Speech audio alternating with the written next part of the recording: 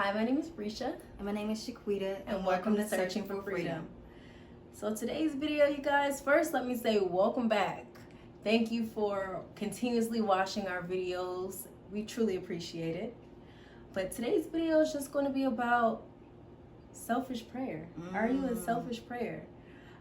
I know for me, like just thinking about it, I've done devotionals and just in prayer time, like I realize how often I pray about me, my family, my friends. And it's not saying that, okay, you shouldn't pray for those things, but I've realized that a lot of times, like I pray more for God, please help our relationship grow, help me to understand you better, help me to do this for you, so our relationship, or for my family, battles that they're going through, friends and things like that. And of course, it would be like little spots or little rain driplets of times where I would pray for other matters that had nothing to do with us, but it's not something that's been consistent, like every single day, the way that I pray for my relationship with God or for my family. And it just got me thinking, like, how selfish of a prayer am I? I know when you brought it up, I was like, that definitely hit home. Because for me, yes, I love to pray. And I feel like,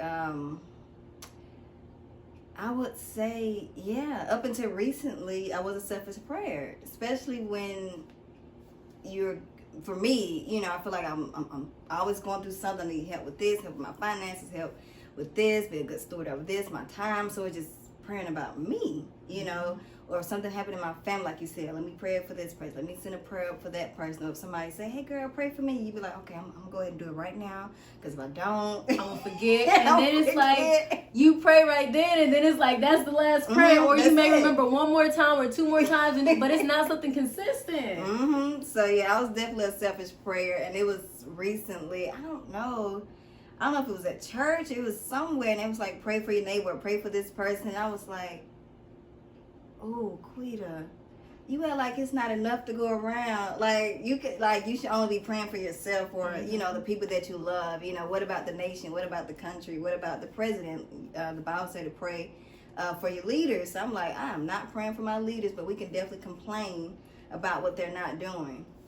Right. And it's like, how many times have we said, like, one of our main things that we say is worry about nothing, pray about everything. But how many times do we find ourselves complaining and talking about and worrying about how the nation's going to be, how other things in the world's going to be, about things that we don't approve of, but we're not consistently praying about it. We're not consistently bringing it to the feet of Jesus like we would about other things. And it's like, we know the power of prayer. We know how God moves mountains for things. We've seen it in our own lives, but the fact that we are so selfish to only pray about those things that are close to us and that affect us directly on a day-to-day basis.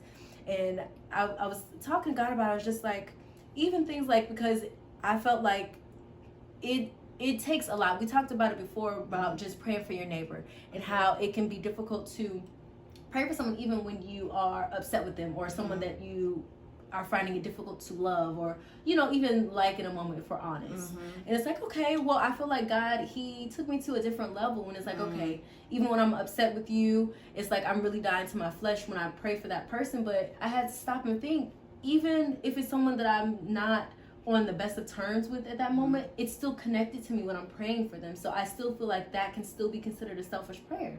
Because although, yes, I may not be like, okay, yes, we're the best of friends right now, but you're still connecting to me in some way, so it still affects me in some way. If I'm praying for you to be better and for God to touch your heart in a way, that's going to affect me, because maybe we'll be able to communicate better. Like, when is it where we're praying consistently about things that have nothing to do with us? So that's like the world, like I said, leaders, just support for others, the homeless, things like that.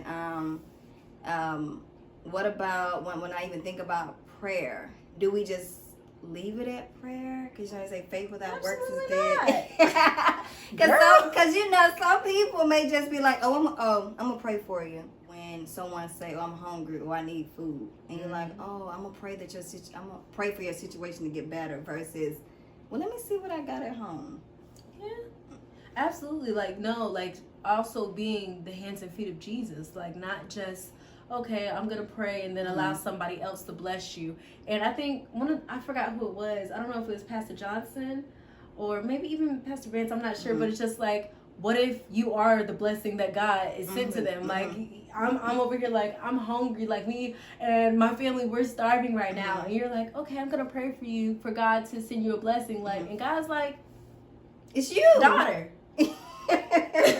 Where you going?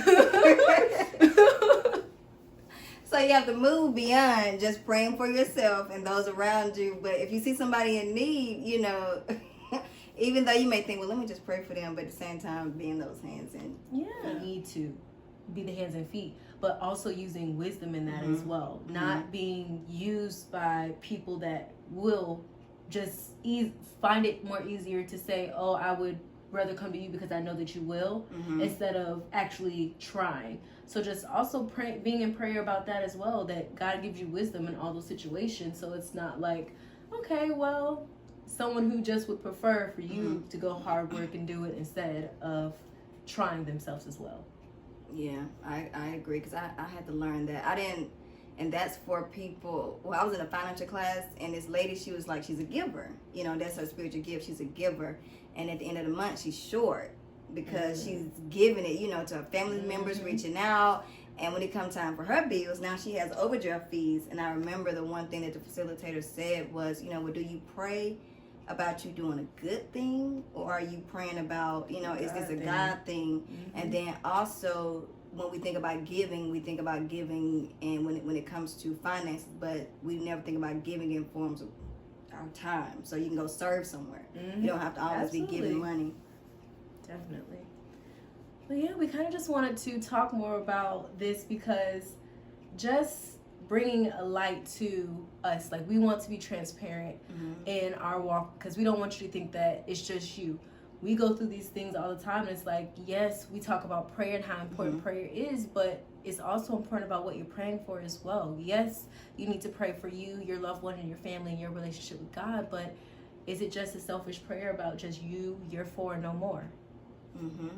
And if you are praying for others, are you just leaving it at that prayer versus, you know, if God's placed you on that, placed that person on your heart, what are you doing with that? All right, ask God to show you, okay, God, you've allowed me to pray for this person. What's something else that I can do? Show me another way that you can use me in this area for this person. Thanks, you guys, for watching, and see you next time. Hey, guys, make sure you like, comment, and subscribe.